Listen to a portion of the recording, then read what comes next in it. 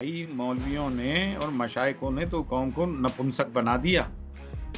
ये बना के रख दिया हमें एक सूरमा कौम को। कौम हिजड़ी नहीं है। देखे ना, सीए एनआरसी हुआ तो ना कोई उलमा था, ना कोई मशाइक था, ना कोई सियासी लीडर हमारी पैरवाई कर रहा था। कौम और मिल्लत ही निकल कर आई थी। शाहीन बाग की मस्तूरात और जामिया मिलिया इस्लामिया और अलीगढ़ मुस्लिम यूनिवर्सिटी और जेएनयू के स्टूडेंट्स ही आए थे। तो हम किसी लीडर के बिना और उलमा और मशाइक के बिना भी अपना आंदोलन और रेवोल्यूशन चला सकते हैं। आज भी मुसलमान इन्हीं दारों पे यकीन करके क्यों बैठा है? ऊपर अल्लाह पे यकीन रखे और नीचे अपने आप पे, अपने ईमान पे और अपने हाथ पैरों पे यकीन रखे। अब वो समझ गए ना?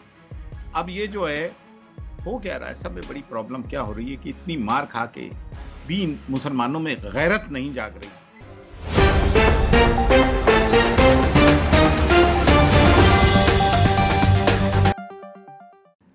पल पल न्यूज से मैं हूं आपके साथ नदीम अकरम। 2014 के बाद से जब से भारतीय जनता पार्टी की हुकूमत सत्ता में आई है, तब से एक सवाल लगातार खड़ा हो रहा है कि संविधान की धज्जियां जी भर के उड़ाई जा रही हैं, अपने अकॉर्डिंग सारे फैसले ढाल लिए जाते हैं और फिर कोर्ट के जरिए हवाला देकर के ये बताने की कोशिश की जाती है कि देखिए, कोर्ट ने पूरी तरीके से इन लोगों को बाइज्जत बरी कर दिया है। तमाम इंसिडेंट ऐसे सामने आ रहे हैं, अगर बात करने बैठूं तो शाम हो जाएगी।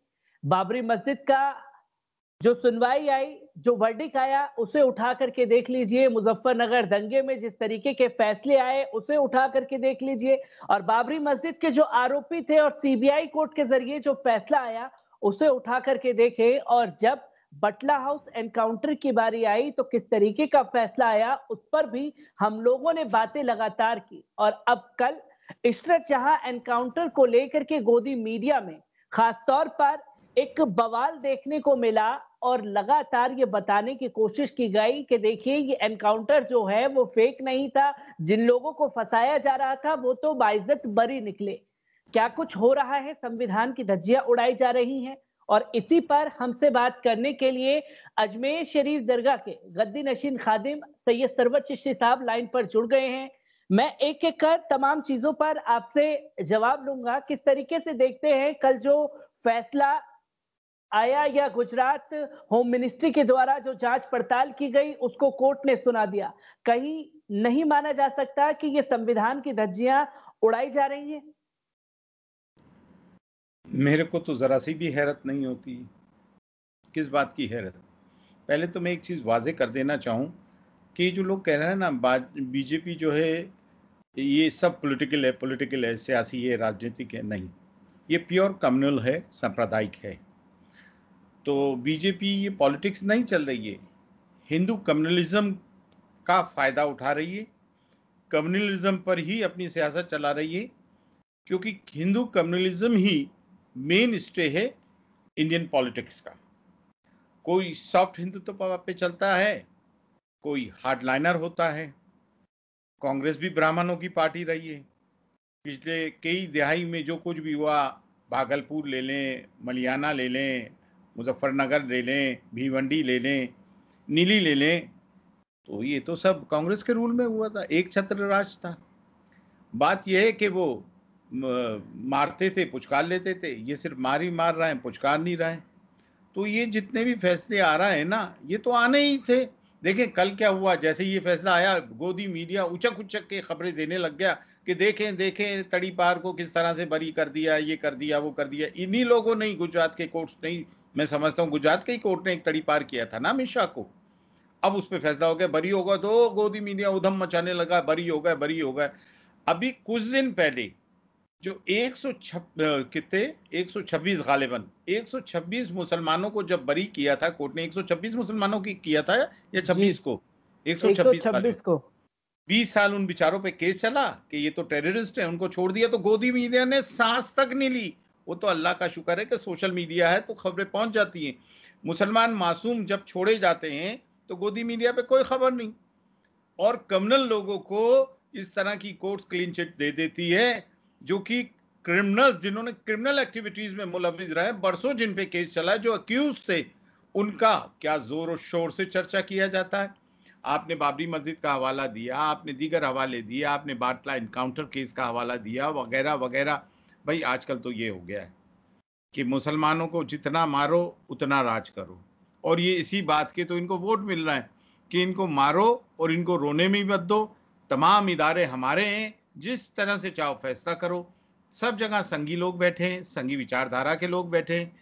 इन गुजरात से आए हुए इन 2 लोगों ने, और वो 2 बिजनेसमैन ने, अडानी अंबानी ने, इन 4 लोगों ने हिंदुस्तान पे पूरी तरह से कब्जा कर लिया है। अब कोई जमहूरियत नहीं रही है, इट हैज बिकम, और it is trying to become a banana republic. तो ये तो सब चीज हो ही गई है और होना ही था। देखिए इनके दिलों में 2 चीजें, माफ कीजिएगा, मैं हमेशा कहता हूँ, बांगे दौल कहता आया हूँ और हमेशा कहता रहूंगा, इनके दिलों में फीलिंग ऑफ परसिक्यूशन है। ये कहते हैं बाबर ने हमारे साथ जुल्म किया, औरंगजेब ने किया, अब्दाली ने किया, अकबर ने किया, हुमायूं ने किया, गौरी ने किया, गजी ने किया, तो ये उनकी औलाद है। दूसरी चीज, we are carrying the burden of partition on our shoulder, कि पार्टीशन इन्होंने कराया, जबकि 2 नेशन थ्योरी सब में पहले सावरकर ने प्रवोक की थी। हम पे तो इम्पोज किया गया था पार्टीशन, ताकि अब उनको पता था अगर मुसलमान यहाँ रहेंगे तो फिर से इनकी हुकूमत होगी। तो ब्रिटिशर्स और ये सब हैंड इन ग्लव्स थे, कांग्रेस हो या कोई भी हो, they are all one and the same thing. तो ये सब तमाम चीजें हैं। क्योंकि इससे पहले हमने देखा कि जिस तरह से इशरत जहां एनकाउंटर के बारे में एक हल्ला मचाने की कोशिश की गई कि देखिए कि मोदी जी को जो है वो मुसलमान मारना चाहते हैं, जिसके चलते हमने ये एनकाउंटर किया, और इस एनकाउंटर की तस्वीरों को अलग तरीके से कल सोशल मीडिया पर भी दिखाने की कोशिश की गई, और लोग इस तरीके के शब्दों का इस्तेमाल इशरत जहां के लिए और मुस्लिम समुदाय के लिए कर रहे थे कि देखिए अब इसे मासूम बेटी या मासूम कहकर के नवाजेंगे और ये कहेंगे कि जस्टिफाई नहीं हुआ, इनके साथ जो है जुल्म हो रहा है। जो एक माहौल मुस्लिम समुदाय के लिए खास तौर पर बनाया जा रहा है देश के मौजूदा हालात में, उसको किस तरीके से देखते हैं आप? अजी साहब, ये तो बेचारी इश्रत जहां है, doctor APJ Abdul Kalam, missile man of India, जिन्होंने न्यूक्लियर बॉम्ब दिया, उसके लिए एक सड़ी हुई शक्ल का, क्या नाम है उसका, खंजीर जैसी शक्ल का, वो कहता है कि वो सब में बड़ा जिहादी था, पाकिस्तान को फार्मूला उसने दिया, बहुत सारे हिंदू साइंटिस्ट मारे गए। गवर्नमेंट कुछ नहीं कहती है प्रेसिडेंट ऑफ इंडिया के लिए, जो कि डॉक्टर राधाकृष्णन जैसे और डॉक्टर एपीजे अब्दुल कलाम जैसे एक सफ के प्रेसिडेंट थे, बल्कि ये तो मिसाइल मैन। जब ये बात कैसा कही जा सकती है तो आम मुसलमान कहां से बचता है? ये उन मुसलमानों के लिए सबक लेने की कोशिश है जो एक होड़ में लगे कि हम देशभक्त हैं, हम राष्ट्रभक्त हैं। अरे भाई, हमें ये साबित करने की क्या जरूरत है? हमारे तो बुजुर्गों के कब्रों पे कदवे लगे हुए हैं और उनमें सन ने वफात लिखा हुआ है, तो हम तो मरने के बाद भी जमीन को नहीं छोड़ रहे, ना जमीन हमें छोड़ रही है। इनको तो भगा दे रही है गंगा में डाल के, ये तो जीते जी का साथ है। अच्छा, अंग्रेजों से जो लड़ाई लड़ी उसमें देखें तो सिखों और मुसलमानों का ज्यादा योगदान है, और ये हमसे सर्टिफिकेट मांग रहे हैं जो कल तक ब्रिटिशर्स के तलवे चाटते थे, ब्रिटिशर्स का साथ देते थे, आज ये देशभक्ति के दावे कर रहे हैं। अरे मुसलमानों जैसा तो जज्बाती, वतन परस्त, वफादार, जाबाज कौम कोई नहीं है। जिसके हो जाते हैं उसके हो जाते हैं। पार्टीशन हुआ, हम कहाँ गए इस मुल्क को छोड़ के? क्योंकि सरजमीन हिंद की मिट्टी से हमें वालिहाना मोहब्बत है, और इसकी जीती जाती ये है कि हमारे तस्वीर ये है कि तमाम बुजुर्गान दीन, सूफिया जितने हैं, औलिया कामलीन, वो सब यहाँ मदफून है हिंदुस्तान में।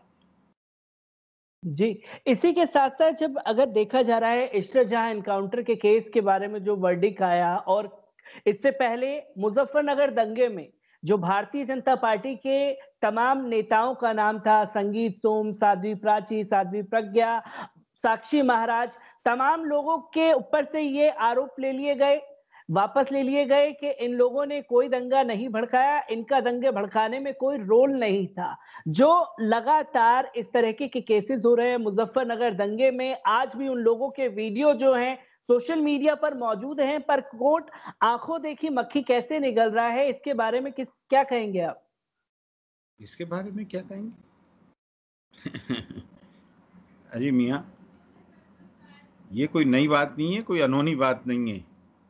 ये खुल के इन्होंने नंगा नाच रचा रखा है। ये तो हम लोगों के सोचने की बात है कि अब हम अपने आप को डिफेंड कैसे करेंगे। आज तक हमारे जो तमाम इदारे हैं वो हम मेरे एक बात समझ में नहीं आती है, आज भी मुसलमान इन इदारों पे यकीन करके क्यों बैठा है? ऊपर अल्लाह पे यकीन रखे और नीचे अपने आप पे, अपने ईमान पे और अपने हाथ पैरों पे यकीन रखे। अब वो समझ गए ना? अब ये जो है हो क्या रहा है, सब में बड़ी प्रॉब्लम क्या हो रही है कि इतनी मार खा के भी मुसलमानों में गैरत नहीं जाग रही है। आज भी मौलवी अपने अपने मसलकों को ही प्रमोट करने में लगा, बानिस्बत ये कि वो इस्लाम को और उम्मा को प्रमोट करे, उनकी दिफा करे और अपना मोड बदले।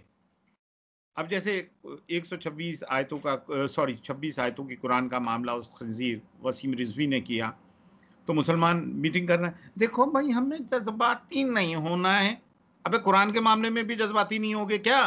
ये कहा कि धीमी गति के समाचार चला रहे हो तुम, स्पिन बॉल पे खेल रहे हो, अब टेस्ट मैच का जमाना नहीं है, 2020 का जमाना नहीं आ गया, 50 ओवर्स का भी नहीं है। ये सिर्फ हर कोई जो है ना वसीम रिजवी की सिर्फ इसी मुखालफत कर रहा है कि मेरा भी नाम दर्ज हो जाए सोशल मीडिया पे, मैं भी आ जाऊं। अरे इनके पीछे वालों को तो करो, पुतले तो उनके जलाओ जो उनकी ताकत है। इस खबीस वसीम रिजवी के पीछे इस तरह के तो लोग रोज आते रहेंगे। और ये कि मोदी हार जाए तो सब सही हो जाएगा, अल्लाह करे उनकी तोपों में कीड़े पड़े। अबे उनके पास बहुत सारे मोदी बैठे हुए हैं, बात मोदी नहीं है, उनकी सोच की है और उनकी सोच से लड़ना पड़ेगा। उनकी सोच से उसी तरह से लड़ना पड़ेगा जिस तरह से वो हमसे लड़ रहा है। For every action there is equal and opposite reaction. आज जागे तो कम लाशें उठाओगे, देर से जागे तो अनगिनत बहुत सारी लाशें उठाओगे। बात इतनी सी। मैं एक आखिरी सवाल आपसे चिश्ती साहब लेना चाहूंगा, क्योंकि लगातार जो फैसले आ रहे हैं, क्या इन्हें राजनीतिक माहौल में ढालने के लिए मौजूदा चुनाव जहां जहां राज्यों में हैं, उसे भुनाने के लिए इन सब फैसलों पर वर्डिक्ट दिए जा रहे हैं जिससे भारतीय जनता पार्टी को लाभ मिल सके? देखिए एक वजह तो ये है, और उससे भी बड़ी वजह ये है कि ये मुसलमानों को डराकर और धमकाकर रखना चाहते हैं, सेकंड ग्रेड सिटीजन बनाना चाहते हैं। और वो कहाँ गई सेकुलर पार्टीज? वो अपनी जबानें नहीं खोलती जिस तरह से खोलना चाहिए। डॉक्टर एपीजे अब्दुल कलाम के मामले में ये गंदा जानवर अभी तक बाहर कैसे घूम रहा है, जेल में क्यों नहीं गया? ये है हिंदुस्तान के राष्ट्रपिता को, वो भी एक इतने जबरदस्त कि उनके पूरी दुनिया में सिक्का चलता था, मिसाइल मैन थे। इस देश को उन्होंने न्यूक्लियर बम दिया, उसके मुतालिक अनशन बातें करते हैं, उनको नहीं कुछ सूझता है। अभी एक मंदिर में साईं बाबा की मूर्ति तोड़ दी गई, तो भाई साईं बाबा के जो भक्त हैं वो क्या कर रहे हैं? चुप बैठे हैं क्या?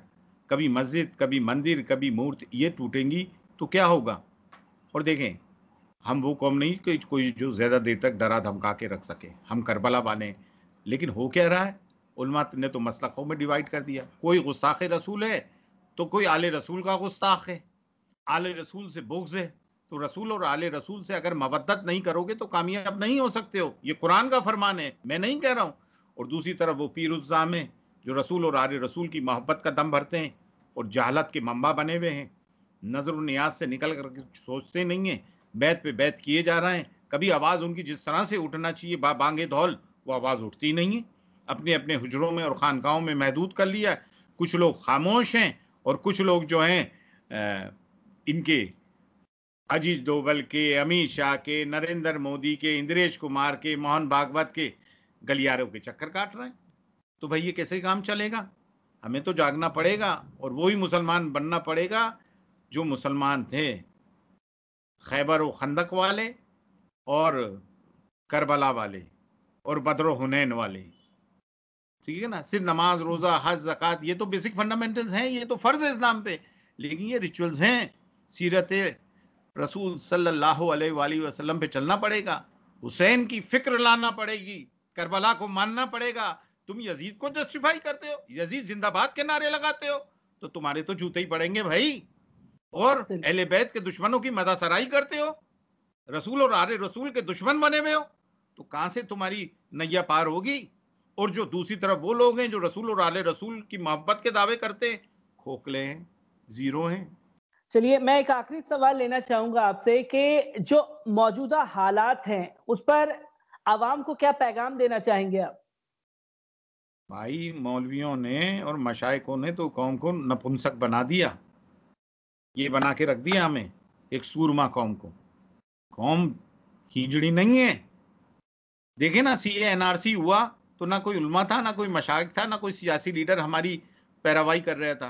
कौम और मिल्लत ही निकल कर आई थी। शाहीन बाग की मस्तूरात और जामिया मिलिया इस्लामिया और अलीगढ़ मुस्लिम यूनिवर्सिटी और जेएनयू के स्टूडेंट्स ही आए थे। तो हम किसी लीडर के बिना और उलमा और मशाइक के बिना भी अपना आंदोलन और रेवोल्यूशन चला सकते हैं। उलमा और मशाइक होश की दवा पकड़ो, कौम का साथ दो, और ये अपने मोटे मोटे पेट कम करो, पहले तो सुबह एक्सरसाइज करो, खाना कम खाओ और मिल्लत के लिए लड़ना सीखो।